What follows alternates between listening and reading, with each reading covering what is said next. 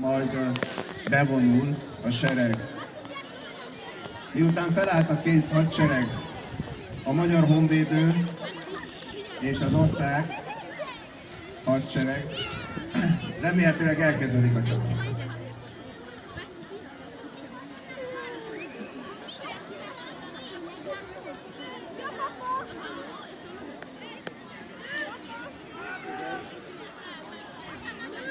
Figyelem! Elég hangos lesz az ágyútűz.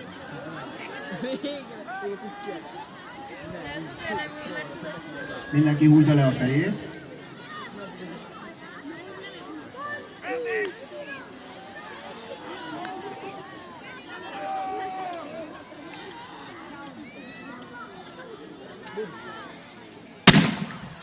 Jaj.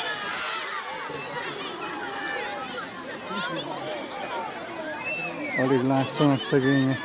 Azok meg visszapukkantanak.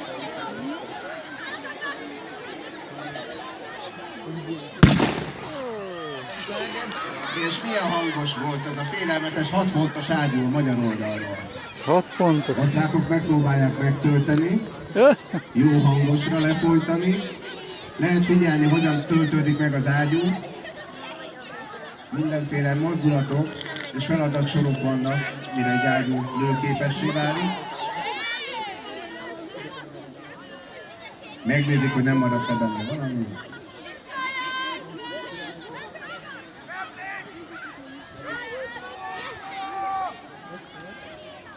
Meggyújtják.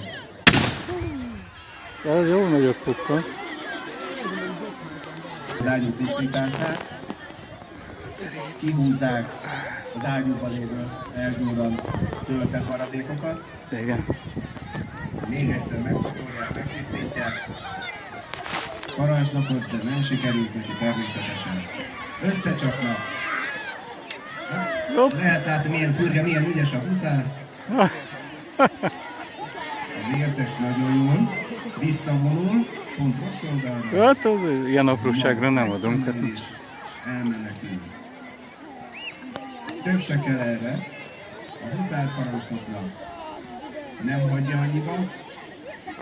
Még egyszer kihív a párbajra, összecsapnak. Ja. Hívja a huszár segítségeket, jönnek a bajtársak, nem hagyják a parancsnokukat. Helyes. És jönnek a vértesek. Ősenyámnyira legények, nagyon félelmetesen, mindenki rontanak. Lehet tippelni, ki lesz az erősebb. Hát csak is mi. Lehet szurkolni a huszároknak, főleg ott a közelben. Ez Hajrá, huszárok! Hajrá, magyarok! Visszarendeli a parancsnok a lovasságot. Visszavonulnak.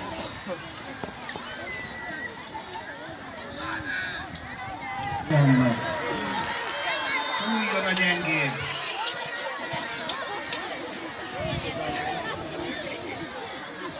Hajrá, huszárok, bátrabban!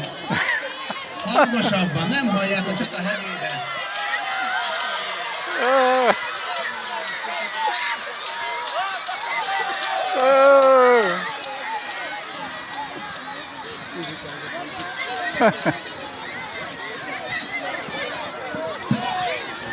Jaj.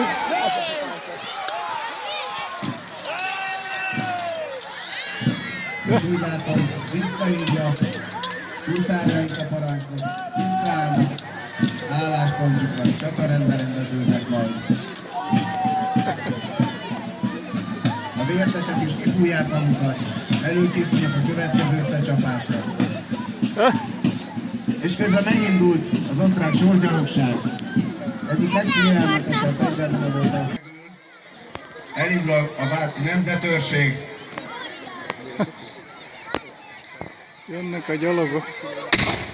Akár lehet a Dunakeszi nemzetőrség. Akár. És újabb lövéssel, sortűzzel válaszol. De jó, lehetett látni, lehajlott ott a nemzetőrük fölött, elsülített egy golyó, így megúszta a találatot. Megtöltik a fegyvereket.